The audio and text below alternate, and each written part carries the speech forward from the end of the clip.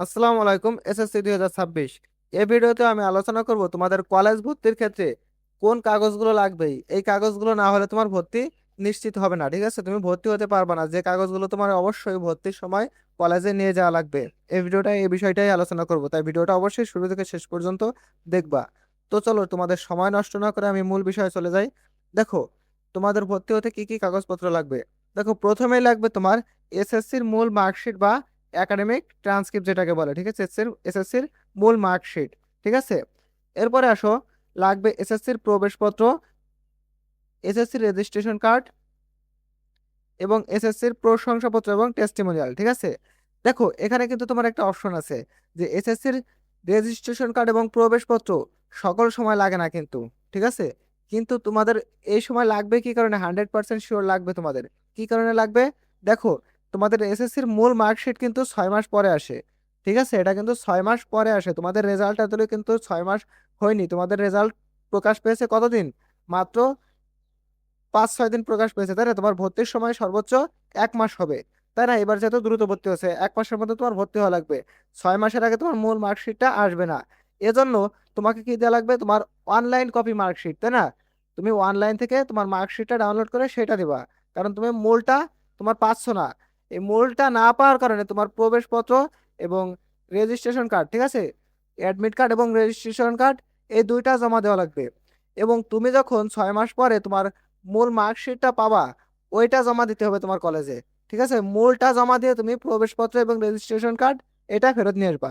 আশা করি বোঝাইতে পারছি। অর্থাৎ তুমি যে এসএসসির মূল মার্কশিটটা দিচ্ছ না, এটার পরিবর্তে তোমাকে প্রবেশপত্র এবং রেজিস্ট্রেশন কার্ড এটা নিচ্ছে তারা, ঠিক আছে? তুমি মূল মার্কশিটটা দিলে এটা পরবর্তীতে তোমাকে ফেরত দিয়ে দেবে, ঠিক আছে? এবং এসএসসির মার্কশিট এবং সার্টিফিকেট এটা তোমার 6 মাস পরে আসবে, ঠিক আছে?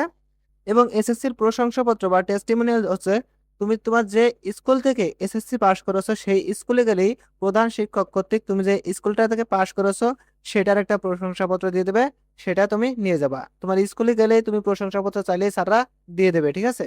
এরপরে আসো, কি লাগবে? পাসপোর্ট সাইজের ছবি। এটা কলেজ ভেদে তোমার 4 কপি থেকে 8 কপি পর্যন্ত লাগে, ঠিক আছে? সরকারি কলেজে স্বাভাবিকভাবে প্রত্যেকটা সরকারি কলেজে 4 কপিতেই এনাফ, 4 কপির বেশি লাগে না, ঠিক আছে? অনেক সরকারি কলেজ আছে 2 কপিও শেষ করে দেয়, মাত্র 2 কপি।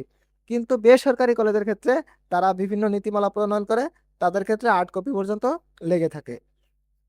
এরপরে আসো, জন্ম নিবন্ধন সনদ বা এনআইডি। তোমার জন্ম নিবন্ধন সনদ থাকলে জন্ম নিবন্ধন সনদ দিবা, আর না থাকলে এনআইডি, ঠিক আছে? এরপরে আসো, ভর্তি নিশ্চয়নের কপি। ভর্তি নিশ্চয়নের কপিটা কি? তোমরা যখন চান্স পাবা, তোমরা কলেজে চান্স পাওয়ার পরে অবশ্যই তোমাকে একটা টাকা পেমেন্ট করতে হবে, ঠিক আছে? নির্দিষ্ট পরিমাণে তারা জানাই দেবে যে 250 টাকা বা 350 টাকা, এভাবে তোমাকে একটা ফি প্রদান করতে হবে।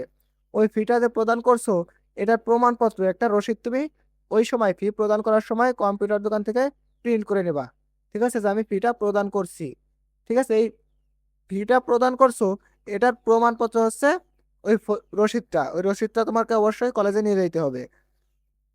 এরপরে কি আছে? অভিভাবকের এনআইডি আর ফটোকপি। কলেজ চাইলে, সকল কলেজ চায় না।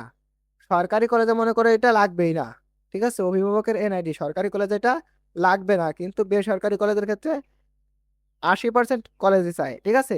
অর্থাৎ 20% কলেজ চায় না, 80% কলেজ পিতামাতার এনআইডি চায়, ঠিক আছে?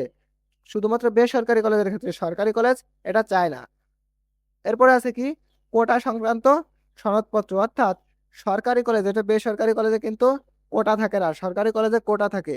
তোমরা যারা কোটায় ভর্তি হবা, অবশ্যই তোমার ভর্তির ক্ষেত্রে ভর্তির আবেদনের সময় কোটাটা সিলেক্ট করে দেবা।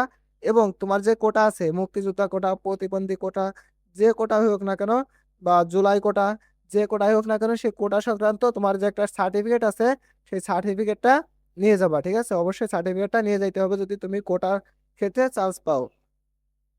এরপরে আসো, ভর্তি ফি এবং টাকা জমা দেওয়ার রসিদ, ঠিক আছে? তুমি ভর্তি ফিটা অবশ্যই নিয়ে যাবা। আর ভর্তি ফি অবশ্যই তোমার বেসরকারি কলেজে হাতে হাতেই টাকা জমা দিতে হয়। এক্ষেত্রে তোমার রসিদ দেওয়া লাগতেছে না, ঠিক আছে? কারণ তুমি হাতে হাতেই টাকা দিচ্ছ। কিন্তু সরকারি কলেজে সোনালী পেমেন্ট সিস্টেমের মাধ্যমে অনেকের টাকা দেওয়া লাগে, অনেক কলেজে সরাসরি হাতে নেয়, ঠিক আছে? সেক্ষেত্রে যাদের সোনালী সেবার মাধ্যমে, ব্যাংকিং এর মাধ্যমে টাকা জমা নেবে, তাদের অবশ্যই সোনালী সেবার মাধ্যমে যে তুমি পেমেন্ট করছো সেই রসিদটা জমা দেওয়া লাগবে। এরপরে আসো কলেজের অতিরিক্ত প্রয়োজনীয় কাগজপত্র। দেখো, অনেক কলেজ কিন্তু তোমার অতিরিক্ত কাগজপত্র কিছু চেয়ে থাকে, ঠিক আছে? সরকারি কলেজের ক্ষেত্রে স্বাভাবিকভাবে আমি যেগুলো দেখেছি এগুলাই এনাফ, এর বেশি কিছু লাগবে না। কিন্তু বেসরকারি কলেজে তাদের নিজস্ব কিছু প্রয়োজনীয়তা সাপেক্ষে তারা নিজস্ব নোটিশ প্রকাশ করে। সকল কলেজে নোটিশ প্রকাশ করবে, সরকারি বেসরকারি, কিন্তু অবশ্যই তোমরা দেখে নেবা যে বেসরকারি কলেজগুলো কিছু কিছু ভিন্ন ভিন্ন কাগজপাতি চেয়ে থাকে।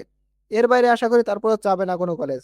ঠিক আছে, অবশ্যই তোমরা কোন কলেজে ভর্তি হবা, যে কলেজে চান্স পাবা সে কলেজটা অবশ্যই ভর্তির 2 দিন আগে 3 দিন আগে দেখবা একটা নোটিশ দিবে, সেই নোটিশটা তোমরা ফলো করবা। ঠিক আছে, সেই নোটিশ অনুযায়ী কলেজে কাগজপত্রগুলো নিয়ে যাবা। আশা করি বুঝাইতে পারছি। তোমাদের যদি কোথাও বুঝতে অসুবিধা হয়, এর বাইরে যদি কোনো প্রশ্ন থাকে অবশ্যই কমেন্টে প্রশ্ন করে যাবা, আমি উত্তর দিয়ে দেবো। ভালো থাকো তোমরা সবাই, তোমাদের জন্য শুভকামনা রইলো। আল্লাহ হাফেজ।